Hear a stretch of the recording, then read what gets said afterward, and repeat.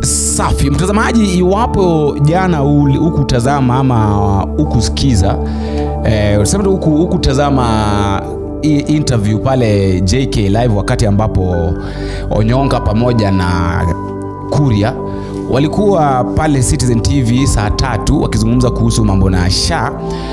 Ningependa utazame video hii mpaka mwisho na usikize kwa makini, alafu wewe mwenyewe utaniambia maoni yako kwenye sehemu ya maoni, kwa sababu mambo ambayo yanaendelea kama Moses Kuria mwenyewe anasema kwamba hii mambo na SHA haifanyi. Unajua mimi wanashangaa au watu wanalazimisha, wanajua vizuri kwamba haya mambo hayafanyi, wanajua vizuri kwamba hii kitu nayo haifanyi, lakini hao wenyewe ndio unasikia wanasisitiza ya kwamba Wakenya wanaopaswa kuregister ili angalau wafanye ili angalau wapate matibabu. Sasa wewe ni kiongozi, unajua vizuri kwamba hili jambo halifanyi, alafu unalazimisha Wakenya ya kwamba lazima wa register ili sijui mtazamaji, Kenya tuko wapi? Tazama hii video mpaka mwisho mtazamaji, alafu usisahau kubonyeza alama ya subscription ili wakati wote kuna ujumbe ambao nimeweka inakuwa virahisi kwako kuupata. Tukutane kwenye video ambayo inafuata ikiwezekana. Tazama. Hey Jeff, people ask me why I'm passionate about this SHA thing. And I've told you I believe there are some things that need to be fixed.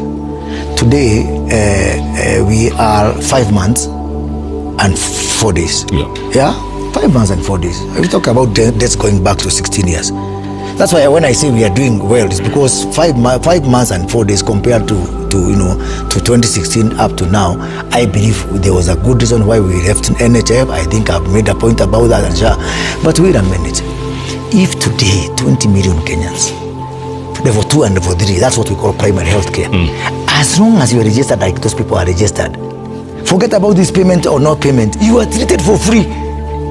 I'm a proud Kenyan. 20 million Kenyans can go to any level 2 and level 3 and be treated for free by money from government of Kenya. It's a record. The county of Nairobi, do you know how many people are registered? The ones I've talked about. County of Nairobi, Governor Sakaja has registered 1.5 million people. I'm doing a pilot in Mombasa with Governor Abdul Swamad. We've registered 700,000 people. Do you know what's the population of Estonia? We always place Estonia. We say we want to go for benchmark in Estonia. I heard the other day I was meeting private hospitals, Kenya Health Federation, they were saying, oh, we have got a trip to Estonia. I said, wait a minute. Don't go for benchmarking in Estonia because population of Estonia is 1.3 million people. Exactly. Less people than what Sakaja has built here. Let's fix Nairobi, make it work.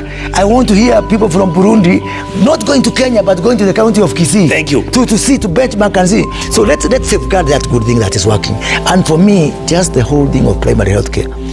Because the reversal, if you compare with the 9 million people who are only for which they were getting only maybe 1 billion going to them in the old system.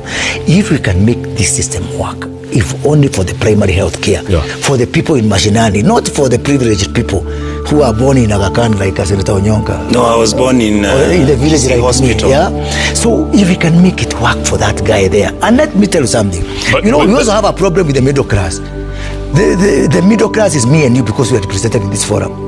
We are on JKL, we are on Twitter, we are on TikTok.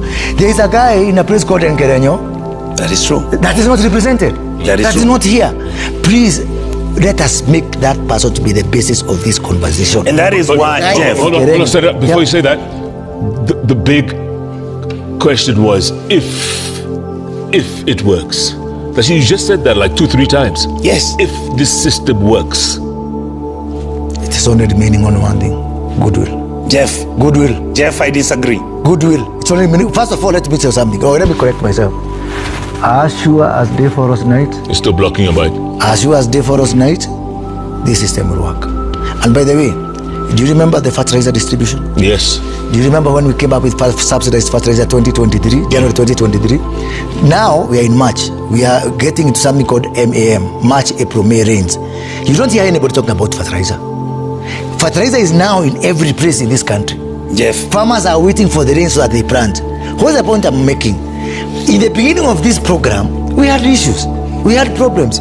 Today, nobody hardly talks about fertilizer. Because if it's working, it's not newsworthy.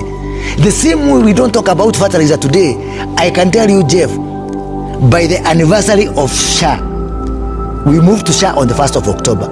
I want to say without fear of contradiction, By the anniversary of Shah on the 1st of October, nobody will be talking about this issue. Jeff, can I respond? It will be a thing of the past. Yes. Honorable, thank you, sir. You have bought all your MPs and all the senators. It's only 2-3 of us who are able to speak the way I speak. What's the price? Wait, it's a lot. Oh, really? Let's not quote figures. So I wanted to say Do you this. have proof? Yes, I could. Who- Let me say he this. who alleges Yes. must prove. That's the old dictum in law. Mose. And that's the same accusation coming on. My senior Mose. And all that, you know. I've been in that house for 20 years. Let's not go there. I want to say this. Anybody. How much have you been bought? Anybody, in your life? sometimes 2,000, sometimes 3. That's Anybody when I'm coming through the bathroom here, they'll give you so that you vote in a certain way. So anybody who wants to deal with the Kenyan problem that we have must understand that the system of financial management in our republic has deliberately been broken down. We have opened the gates for people to pull out the resources. He's telling me that as a senator, that's what I need to do. What I'm doing, Honorable Moses, now I'm informing you that we know.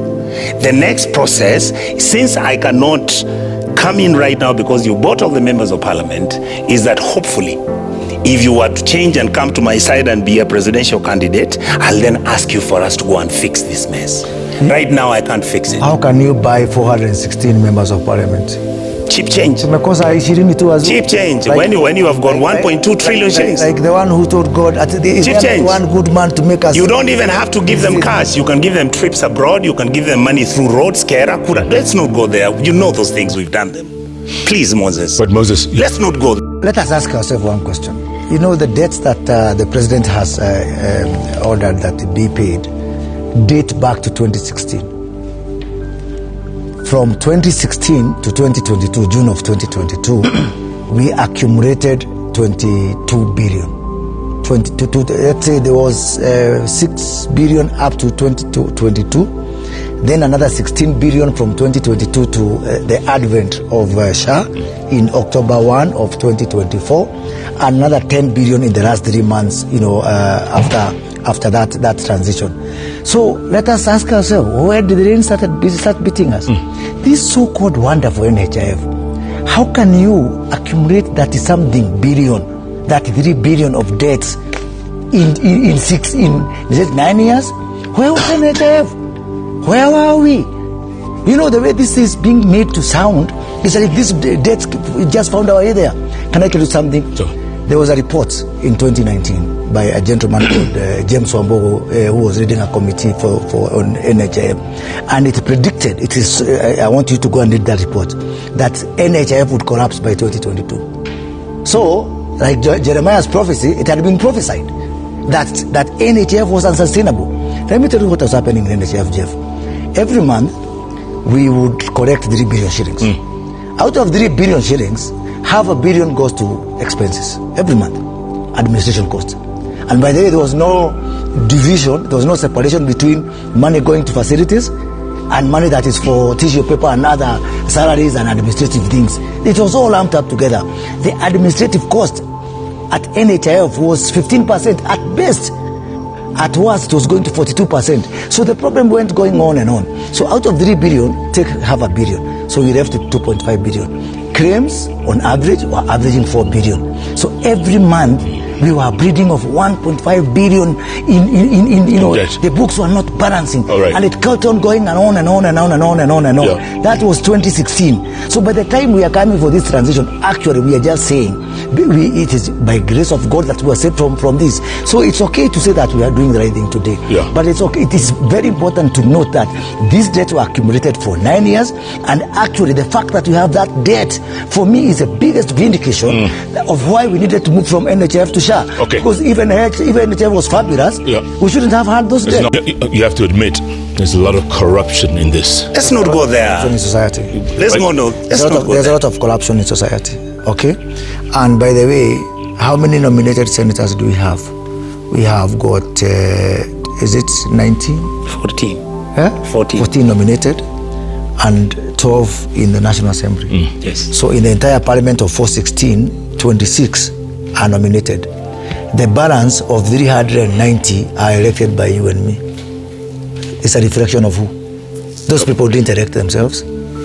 People of Kisii voted. That is the most fantastic point he's raised the whole night. Yeah.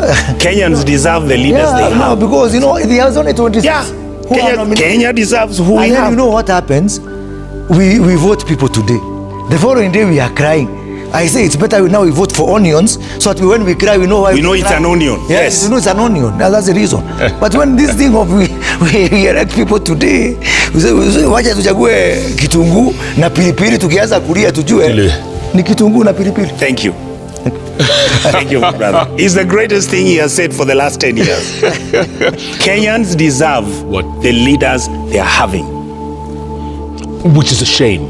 Absolutely. But for me, in my opinion, this government, and I've got no shame on that, we've chosen public-private partnership. Deliberately so, as a means of achieving what we can't achieve within our budget means. There's no pretense about that one. If I don't have money to go and say, I'm going to take the money that is for education, that is money that is for running my essential services, the money that is for my social protection and all the things that I must do, money that is for my police, money that is for fertilizer, whatever is of long-term capital, investment nature, PPP is a decided policy of this government.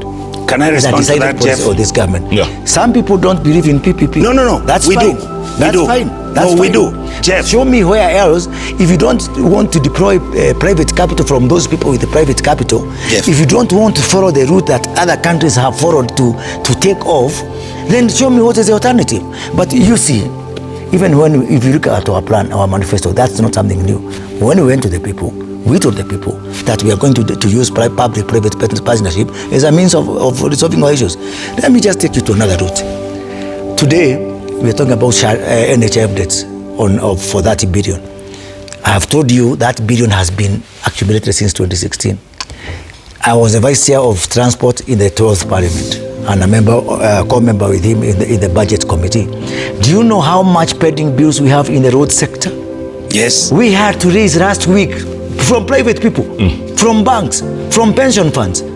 How much? 175 billion to pay debts that we didn't create. And I would like to see the list. John says, why is the national government so busy with health services, which is largely devolved? Thank you. Senator, that's what you were saying? Yeah, the reason is most of the money is kept by the national government. The constitution talks about devolution and most of this facility. In fact, the national government responsibilities are on Kenyatta, Moi Teaching Referral, Eldoret. You're talking about Kisii Referral, the hospital, Jaramogi, and the hospital. For the last five months, Ayub, since Shah came, we've sent 19 billion shillings. Please let me facilities. Let me finish. They are all devolved. Let me finish. But how? Wait. To counties, thank we are you. Sending to facilities and to actual patients. Thank you. We are doing much better than what the constitution expected of us. Thank you, Moses Kuria. That is a fantastic answer. The question is, you didn't give how much money is in the health in the budget. It's 146 billion. So if you gave 19 billion, you are joking. Proceed. And for health workers? Proceed. No, I would be happy. Even when you remove the health workers' money, it's 100 and something billion. So in the 12th parliament, Senator Onyonka and myself were members of the budget committee until I was kicked out from that committee, and the Auditor General came to us many times asking to be capacitated in terms of budgets. And I can now see where she was coming from that particular time, where Edward Ouko was coming from that time, because it came to us many times. One, I do believe that the office of the Auditor General requires to be beefed up by two categories of people. One is lawyers. Two is procurement experts. I can see as a profession in that profession that there is some gap there in terms of how can you doubt something that we were the lawmakers. This so-called specially permitted procedure is not something we picked from the air. It's something that is in the law. It is allowed in the law. The procuring entity is entitled to it. If we don't want someone to use specially permitted, we simply go to parliament, change the law, and then it's not going to be available anymore. But it does not mean that because is it a legitimate, is it a legal, is it a lawful mechanism for procurement or not? Doing a pastor's job, but this is so huge. Jeff, today is Wednesday. The whole Monday, we had a meeting, I posted on my socials. We had an 8-hour meeting with the president, sitting down, asking questions. All of us, the president of the country, let alone me and a whole team of people. Today, the same thing, we've been held up. You've seen that decision to pay those NHIF was a result of a very huge, so more like, a university, lecture room conversations, push and pull, and because can you imagine this huge burden being left in the hands of one person or two person? Even if I was a CS for health, I will not be able to handle this alone. So this is something that requires concerted efforts from everyone. That's reason number one. Number two, I've given you about my personal experience as a patient, and I really committed to that. That I want people, I don't want people tomorrow, and I want to agree with Senator Onyonka that we should actually have a system that is run by public sector. He talked about, by the way, before I forget, about us public servants. Senator Onyonka, you are right. Yes. Every year, the scheme that you and I enjoy, yes, what is called the enhanced scheme, yes, runs at a loss of 1.5 billion shillings every year. Yeah, because we are the ones who want to go to India, we go to Dubai, we are going to Australia. Not even out there, even here. When the child of a civil servant goes to Aga Khan for normal delivery, Aga Khan is paid was being paid by NHIF 100,000 shillings. For a cesarean, for a normal delivery. The same delivery in Pumwani is 13,000. It's like you'd think the child of a civil servant is going to come from the womb carrying a trophy, because it is just wrong. It's immoral, and I believe that we need to look at that. Absolutely, that for me is not justifiable. That even those deaths that we're talking about, a very huge proportion is contributed by us, public servants. Sometimes, and I was Minister for Public Service. Yes. I say if you find a public servant in heaven, you're not in heaven. You are somewhere. Because how can we? And that's the same thing I keep talking about. Sorry, because I want this system rigged in favor of Wajiki, in favor of the common person. How can it be, even for salaries? 1 million people, me and Onyonka, we are taking 46% of the tax collections of the country, leaving the other you guys to 53 million to scrabble for 50. That is a question of us. It's not here. I've said it again and again and again.